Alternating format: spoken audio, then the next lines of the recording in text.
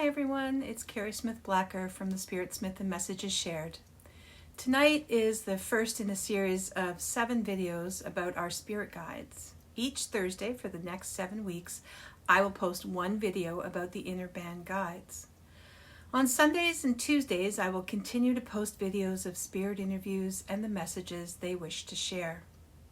Peace and happiness, everyone.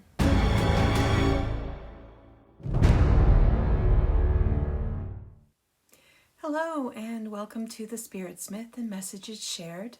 My name is Carrie Smith-Blacker, and tonight we are going to discuss the role of the first guide in our Inner 7 band, our Gatekeeper guide.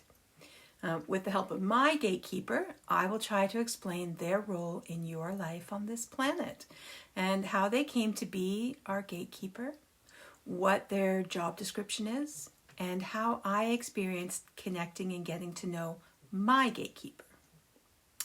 So, our Gatekeeper is the main guide we need to connect with. This guide will allow lessons to happen as we live our life, or also has the power to stop them, but it has to be at our request. We have to ask our Gatekeeper. As with all of our Inner 7 guides, it's important to get to know their energy. By this, I mean you need to try thinking of someone you know really well. Maybe your partner, your best friend, your parent, or your sibling. And often with that person you are thinking of right now, you may notice that when they enter a room, you do not need to look up from what you're doing to know who it is. You just know. And subconsciously, you're feeling their energy. It is possible that you may also smell their perfume or cologne or hear their recognizable footsteps. But the strongest clue is generally their energy before you are aware of the other clues. The next time you're reading a book or working on a project and someone enters the room, before you look up, test your perception of their energy and see if you can actually feel who they are.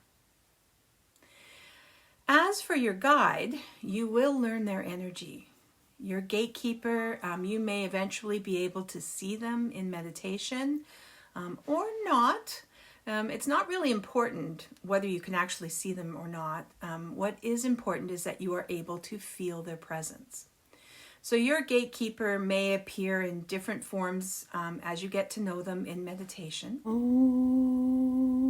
My Gatekeeper originally appeared to me as an oddly shaped piece of smoky quartz, which I actually first thought was a piece of black obsidian and didn't realize it was connected to one of my guides.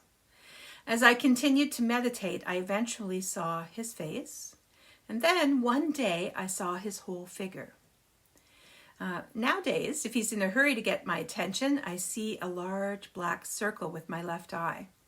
If I'm in deep meditation, he may show me his full figure. I do not know my Gatekeeper's name. A lot of people will ask that question. What's his name? What's his name? And as he explains it, along with my mentor, we have known each other in many lifetimes.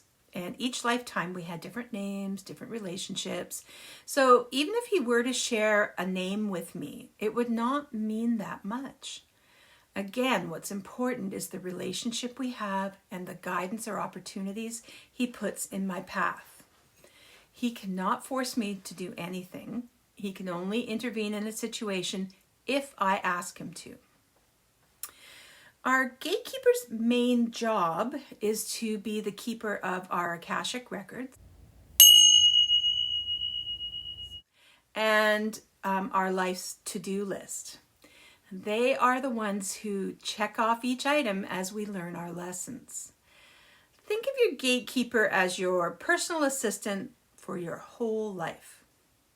Your Gatekeeper can be male or female, and can even sometimes appear as an animal when you're first getting to know them, sort of like when I saw mine as a stone. The Gatekeeper Guide can also help us with adjustments to our daily interaction with Spirit. So as you grow in your connection with Spirit, for example, if you were uncomfortable seeing Spirit in the room or maybe hearing them talk directly into your ear, your Gatekeeper can arrange it so that your interactions with them are in your comfort range. So in my case, I'm comfortable with seeing or hearing Spirit, but one thing I do not like is gore. So I ask my Gatekeeper not to show me perhaps the full extent of someone's injuries in an accident. I will comprehend them with Spirit communication, but I will not visualize it. My first interactions with my Gatekeeper were in meditation. And as I stated before, I was able to meet him and get to know him gradually. And we'll get to know him again gradually. Now, with much time having passed, we communicate daily. As a matter of fact, he has been with me the whole time I've been putting this part of the Spirit Guide series together. I can see him right now as a black circle, and I can feel his energy in my head, in the back. I have tingles all around the back of my head. So I know that he's with me. It allows me to feel calm and relaxed when I'm in communication with him. Just like sort of the blessing you have when you spend time with an old friend, how good that feels. So I hope that you will have the opportunity to get to know your Gatekeeper again, and you will feel like you are with an old friend who is always, always there for you. If you have any questions about your Gatekeeper Guide, please feel free to ask. Put questions down below, and I'd be happy to try to answer them. Also, please remember to like, subscribe, and share my channel so that Spirit and I can keep sharing their amazing messages with you. Peace and happiness, everyone.